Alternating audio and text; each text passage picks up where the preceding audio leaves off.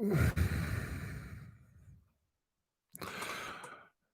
evening, everyone, from the Fred McLeod Sports Desk at the Tom O'Neill Studios in Jackson. I'm Steve the BAXLEY, and this is the Sports Final.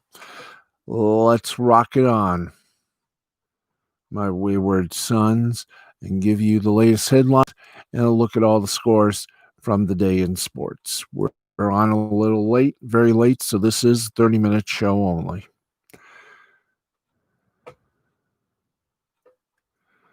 See, am I still good? Have to make sure of everything.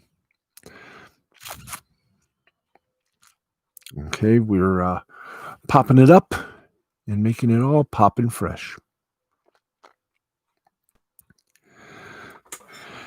In NFL action, of course, Thursday night football action, believe it or not, it was fun. That's right. It was fun if you're a Green Bay fan. Aaron Rodgers and the Green Bay Packers moved to 6-2 on Thursday night with a dominant 34-17 victory.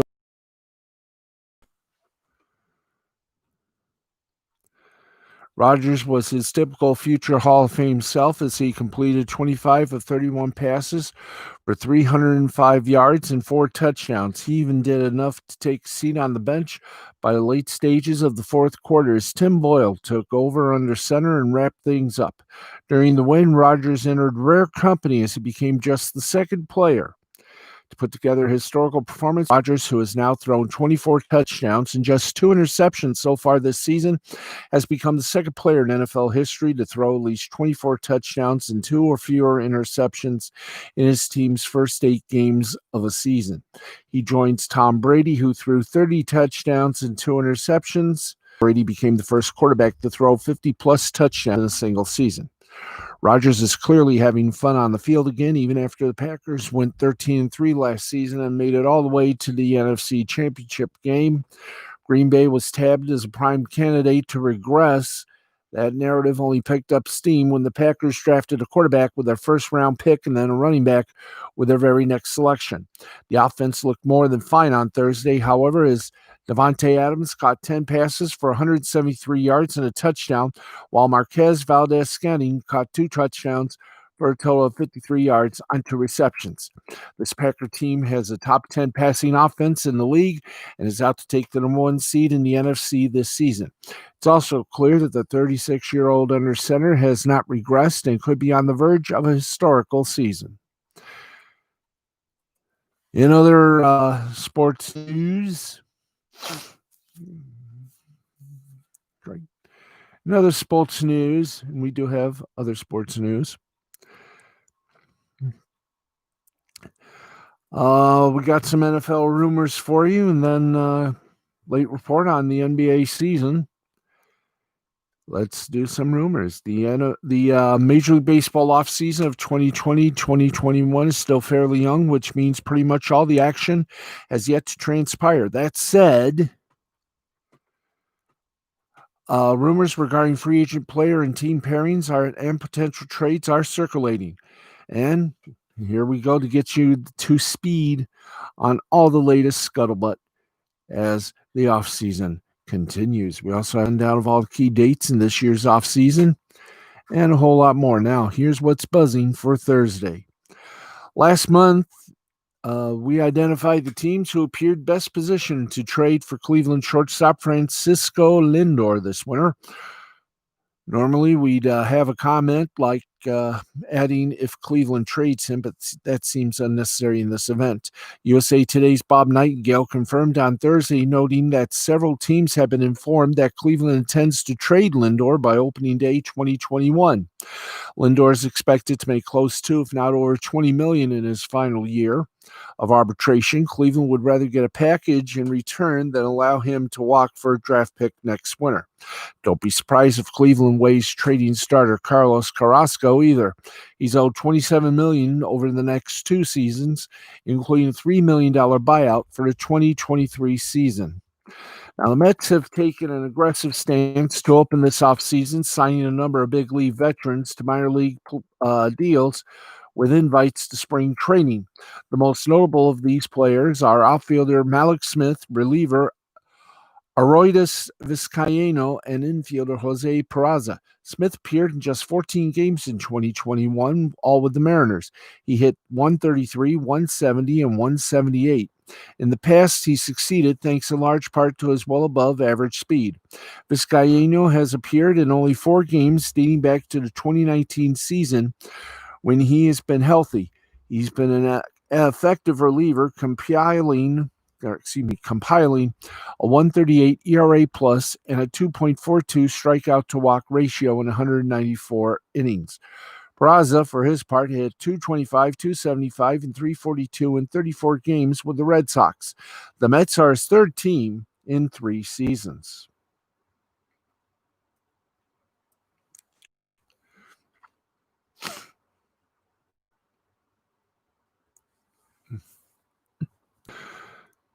The MLB Silver Slugger Awards came out, and the winners, well, you can believe one of them, and the other is a shocker.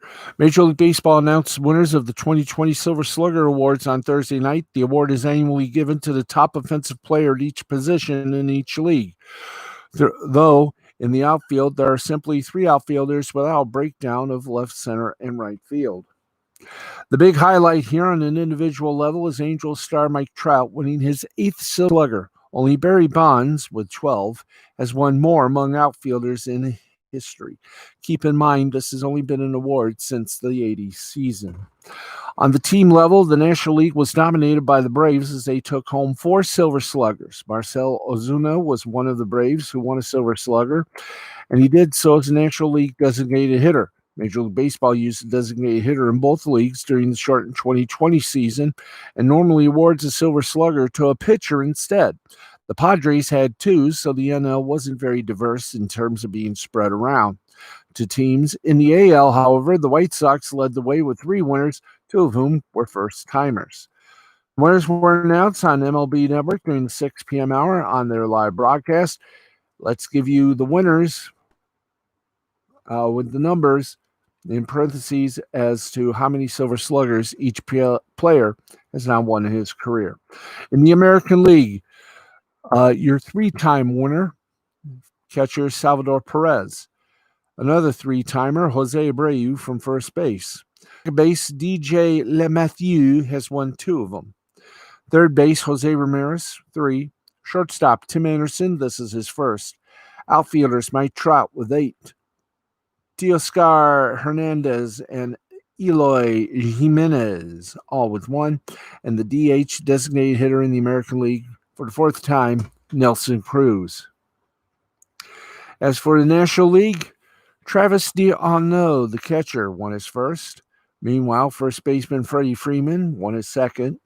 Second baseman Donovan Solano won his first, as did third baseman Manny Machado, also winning his first. Shortstop Fernando Tatis has also won his first. And outfielders Juan Soto, his first, Mookie Betts, his 4th, and Ronald Acuna, his 2nd. Designated hitter Marcell Ozuna got his 2nd award, and congratulations to each and every one. 3 minutes past the hour of 2 o'clock on the East Coast, 11 p.m. in the West. And in more NFL news, and believe it or not, there is an NFL news.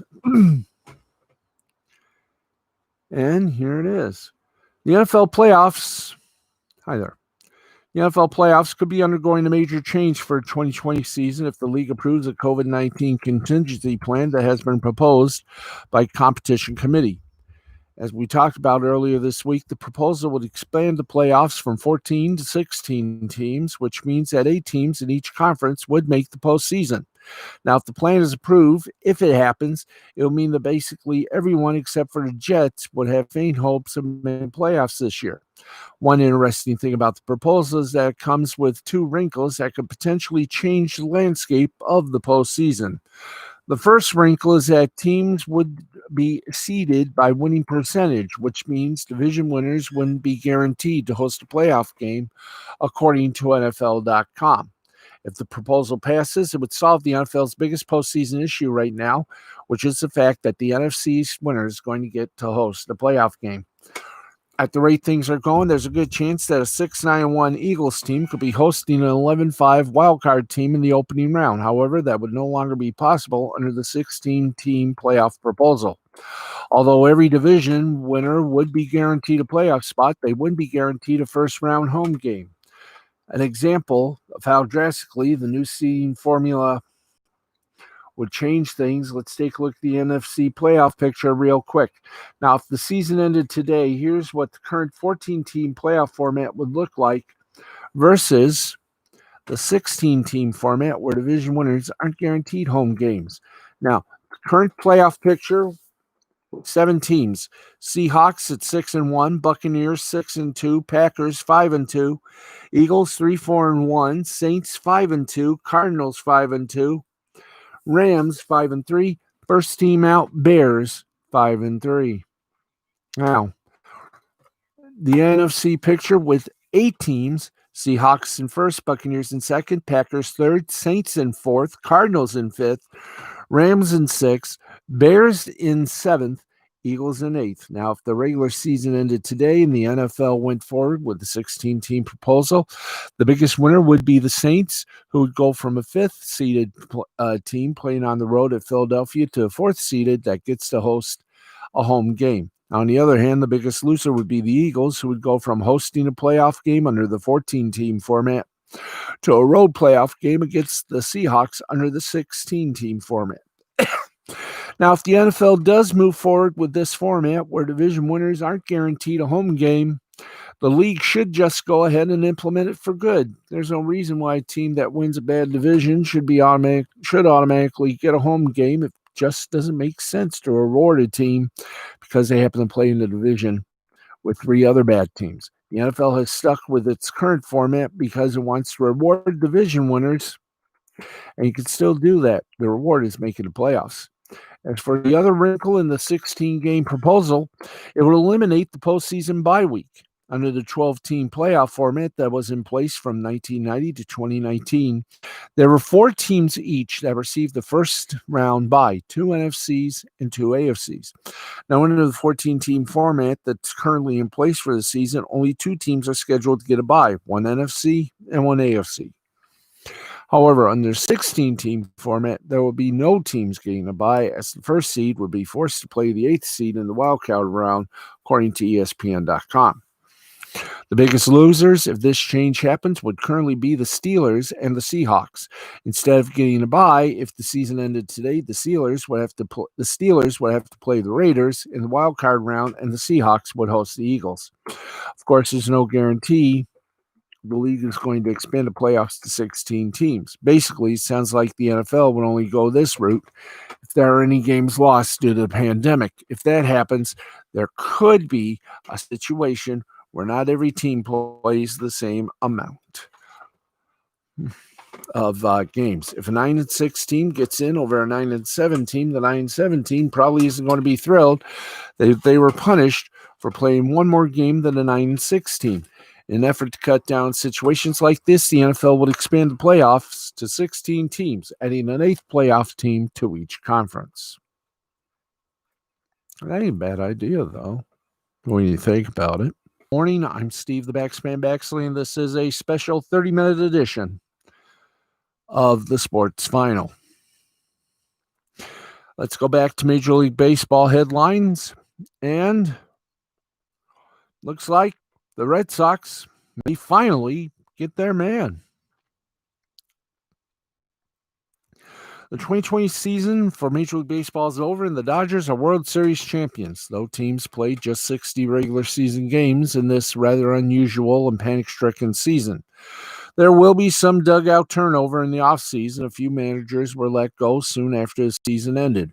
Recently, the White Sox hired 76-year-old Tony La Russa, and the Tigers named A.J. Hinch as their new managers.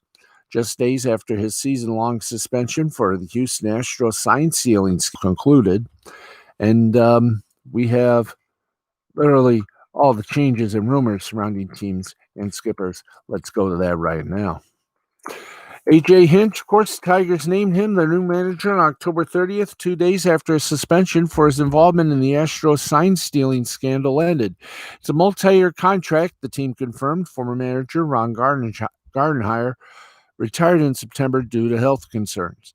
For the Sox, Tony La Russa has been hired at the age of 76. He hasn't managed since winning the 2011 World Series with the Cardinals. He jumps past Astro skipper Dusty Baker for the title of the oldest manager in baseball. Baker is 71, La Russa is 76.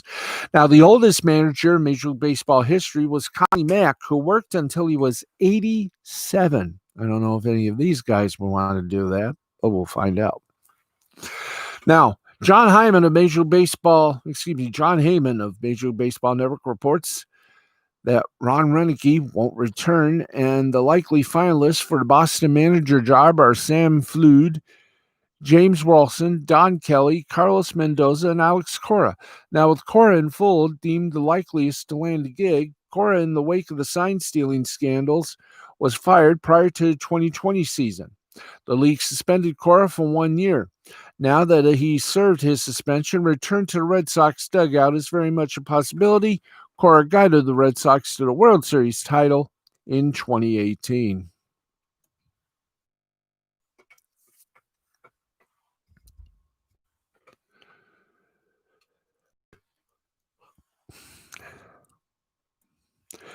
In Bellator 251 in mixed martial arts news, or as they say, the MMA, we got a little report for you. Stripped of the pressure to be the fighter he isn't after leaving UFC, light heavyweight contender Corey Anderson went back to his wrestling roots to make Thursday night's Bellator MMA debut a successful one. The 14-5 Anderson made easy work of hard-hitting combat legend Melvin Manhoef in the main event of Bellator 251 with clean takedowns and some dominant ground and pound en route to a second round TKO inside the Mohegan Sun Arena in Union Castleville, Connecticut.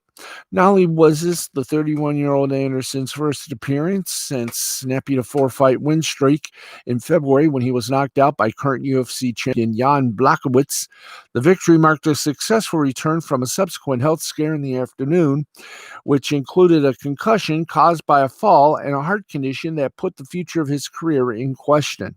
Anderson looked like nothing but a bona fide title contender in his debut appearance under the Bellator MMA banner.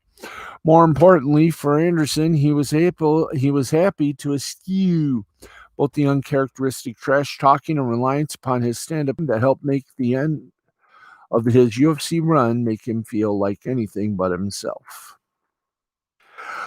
Although the 32-15-1 Manhoef brought with him the reputation of one-strike knockout power in all four limbs, Anderson never allowed him the time or space to get anything done. Anderson scored a pair of takedowns in round one with ease and spent the majority of the 5 minutes landing short right hands from the top position. Now, the 44-year-old was overwhelmed by the mauling pressure that he was outstruck 38-1 in the opening frame. The second round featured more of the same as Anderson secured an early takedown and entered his corner. Let's try that again. And entered his corner. Hello there. Can we let's see.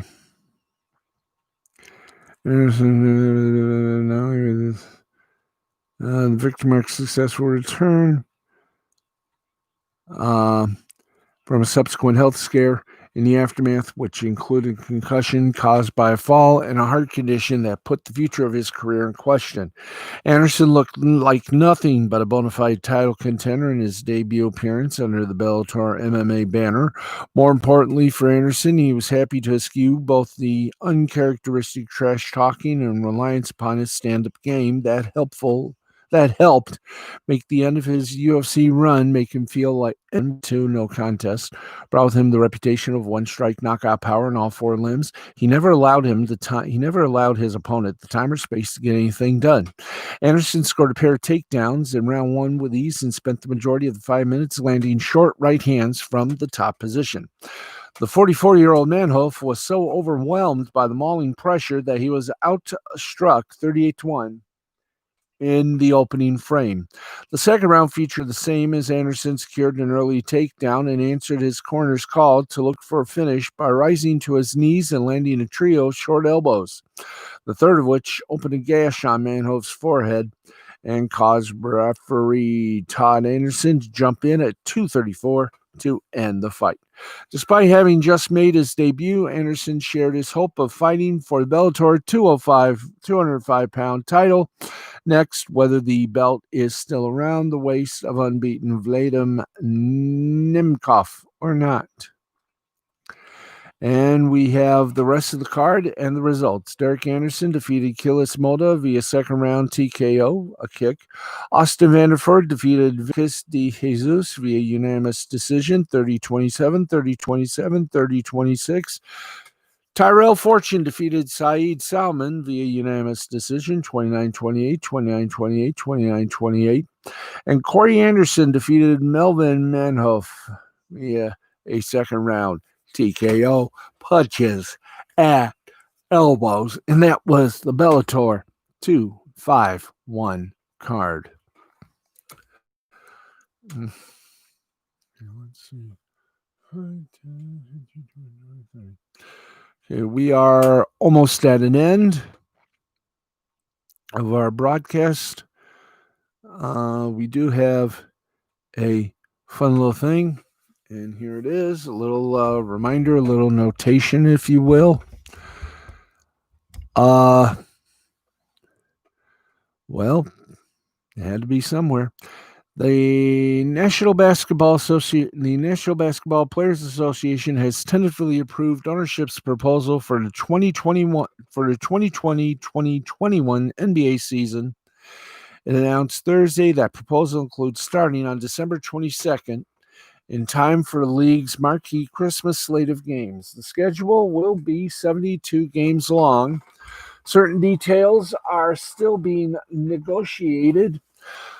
Camp on December 1st, less than a month from now, and almost certainly overlapping with the active portion of free agency, which does not yet have a definitive opening date. Now, the plan had initially received quite a bit of resistance from the players who wanted a longer offseason after the mentally exhausting Orlando bubble. The Lakers and Heat will now have an offseason just over 2 months long after reaching the NBA Finals. The Celtics and Nuggets will both lose a significant amount of time off their offseasons as well. However, this plan gets the league on track to return to its typical October to June schedule for the 2020-2021 plan and ensures that as much revenue as possible will be preserved even as the coronavirus pandemic rages on. Now, while the season schedule is now mostly set, the league's finances are still being settled in negotiation. A final agreement on that front is not expected until next week. The latest reporting indicates that the players should expect escrow withholdings of around 18%. The salary cap is expected to remain at its 2019-2020 level of $119.14 million.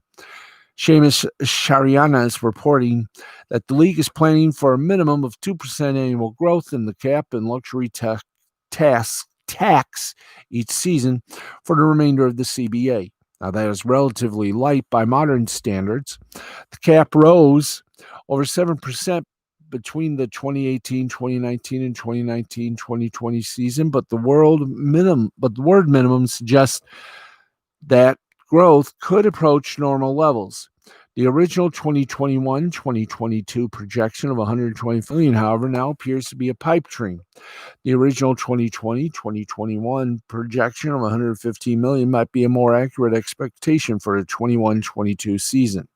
The league's moratorium on transactions is expected to be lifted sometime before the November 18th NBA draft.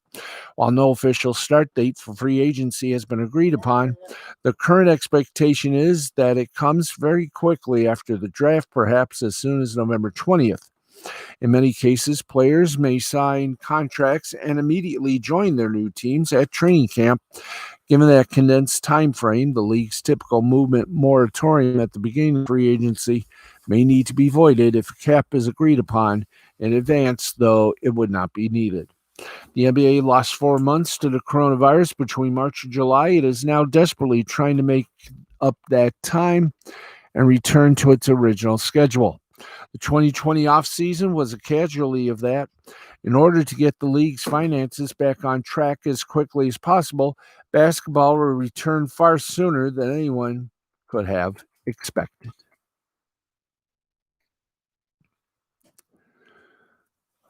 Okay, more headlines. It's 2:20. We've got 10 minutes remaining on this very special broadcast. I keep Okay, let's get to at least one of the scores from Thursday night. In fact, it's the score we're going to get you.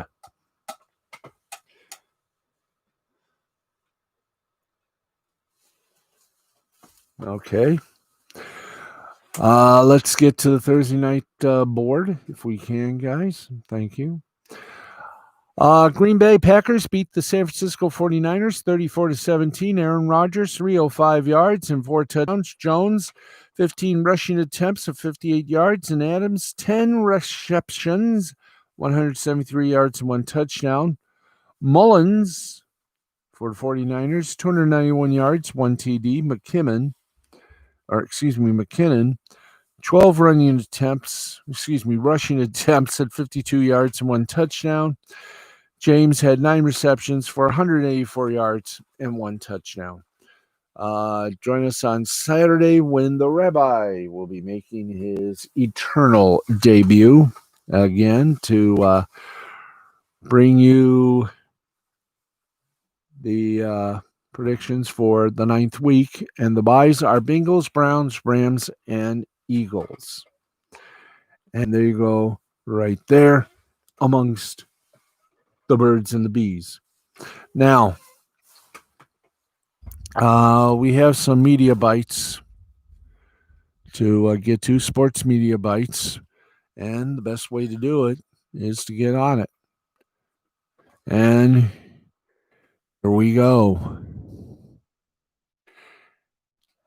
And it is a little bit sane, if we can say that.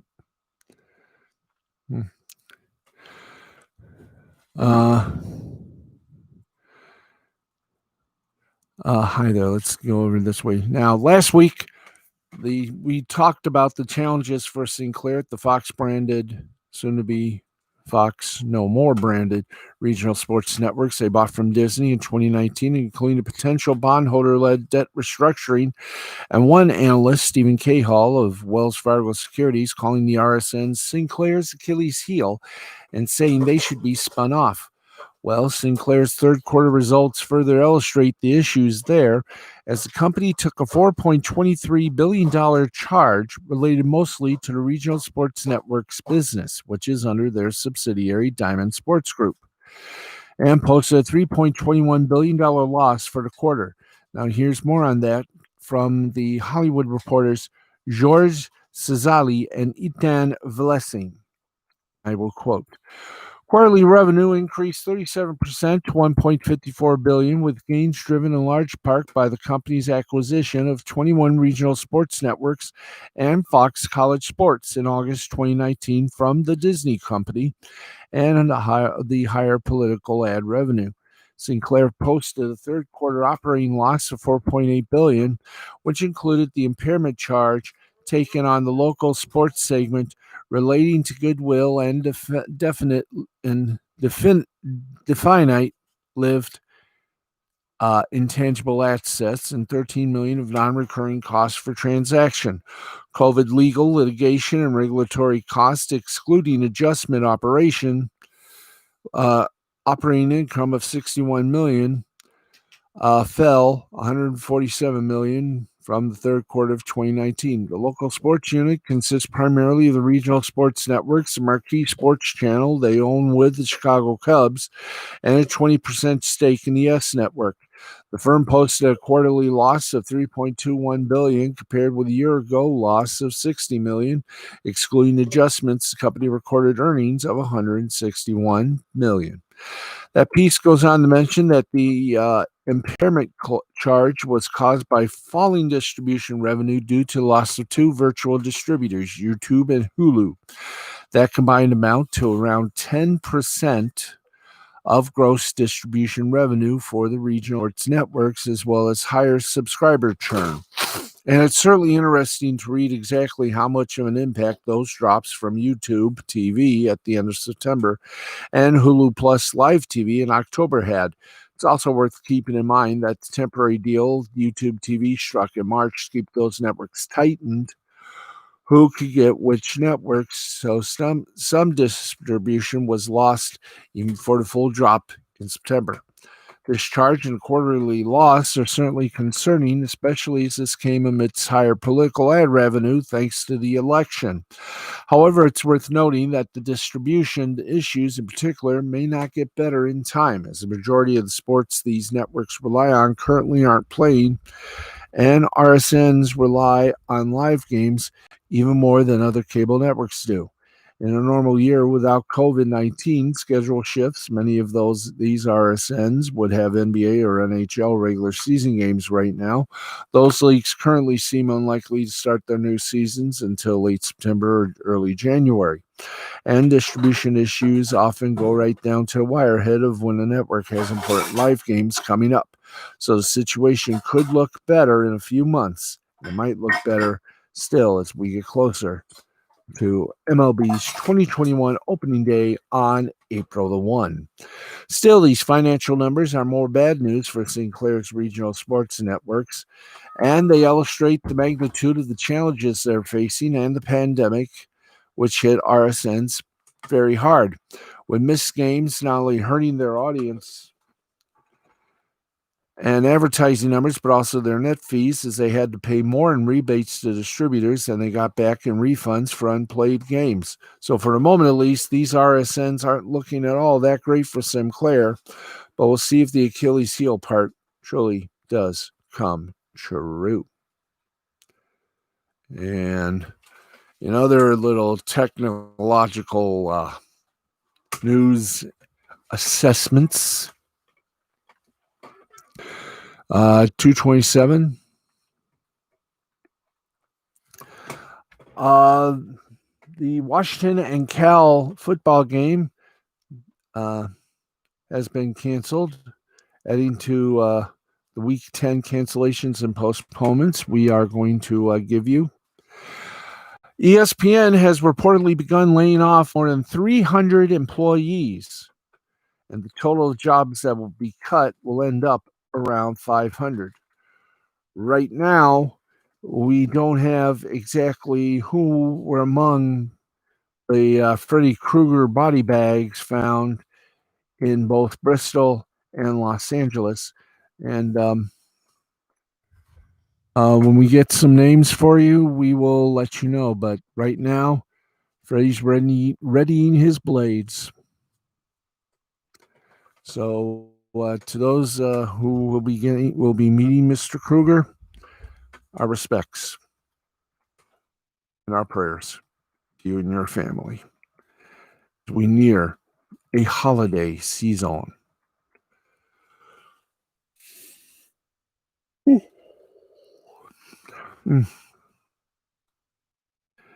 And we are going to look for some more. And if nothing is around, we shall do our mighty deed.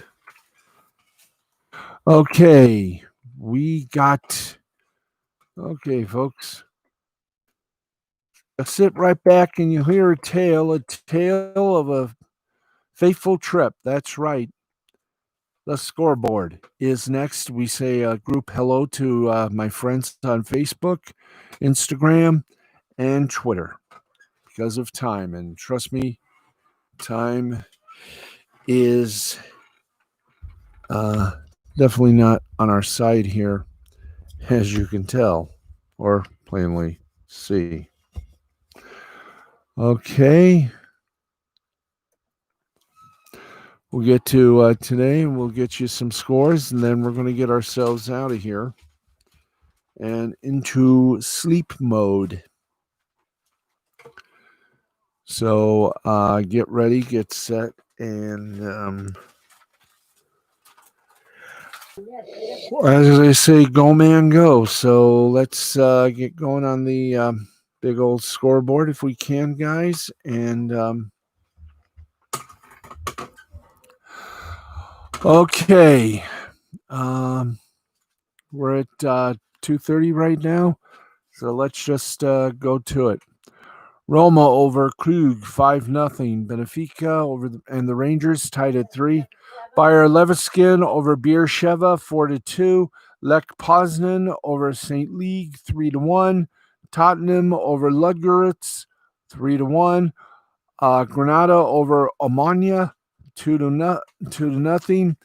Pauk over PSV 4-1. Rapid Vienna over Dundalk 4-3. Real Sociedad a 1-0 winner over Alkmaar. And yes, 7:30 we wake up. 7:30. Yeah, so I can take a little shower and then we leave at 8. Yes. Napoli defeated Rijeka 2-1. Sivasspor defeated Qarabağ 2-0. And the rest you can go to scoreboard.com/England. Look for the Europa League. In basketball, in the Euro League, Olympiacos defeated Zenit Petersburg 75-66. Anadolu Elfs defeated Maccabi Tel Aviv 91-89. Barcelona over Alba Berlin 103-67. Leon Virabon over Baskonia 88-86. Japanese baseball, the Chiba Marines over the Fukuoka Silverhawks 6-1. 6-10-1 for the Marines, 1-4-0 for the Hawks. Mima gets the win for the Marines. He's 10-4. Higashima got the loss for the Hawks. He's 9-2. The Chunichi Dragons over the Yokohama Bay Stars, 2-0. 2-8-1 for the Dragons, 0-8-0 for the Bay Stars. Ono for the Chunichi Dragons gets the win. He's 11-6. Taira gets the loss. He's 4-6. Hanshin Tigers over the Yakut Swallows, 8-7. 8-13-2 for the Tigers, 7-8-0 for the Swallows. Gunkel for the Tigers gets the win. He's 2-4. Hoshi gets the loss. He's 0-1. Hiroshima Carp over the Omuri Giants, 5-4. In extra innings, 5-7-0 for the Carp, 4-9-1 for the Giants. Kemna gets the win for the Carp. He's 1-1. Taguchi gets the loss for the Giants. He's 5-6. And the Rakuten Golden Eagles defeat the Orc Buffaloes 4-2, 4-8-0 for the Eagles, 2-6-1 for the Buffaloes. Chang gets the loss for the Buffaloes. He's 2-4. Makita gets the win by the Golden Eagles. He's 2-2. In South Koreans Korea Baseball Organization playoffs, the Doosan Bears beat the LG Twins 9-7. 9-12-1 for the Bears. 7-9-1 for the Twins. Wilson, well, he gets the loss with the Twins. He's 0-1. Alcantara gets the big bear hug as the Bear, as he pitched a good winning game. He's 1-0. And that, ladies and gentlemen, is going to do her for us. That's right. It's going to good for the broadcast here. And we want to thank all of you for tuning in and being a mighty part of it. And doing it with class, vim, vigor, and everything else therein. So thank you all for watching and being a part of it.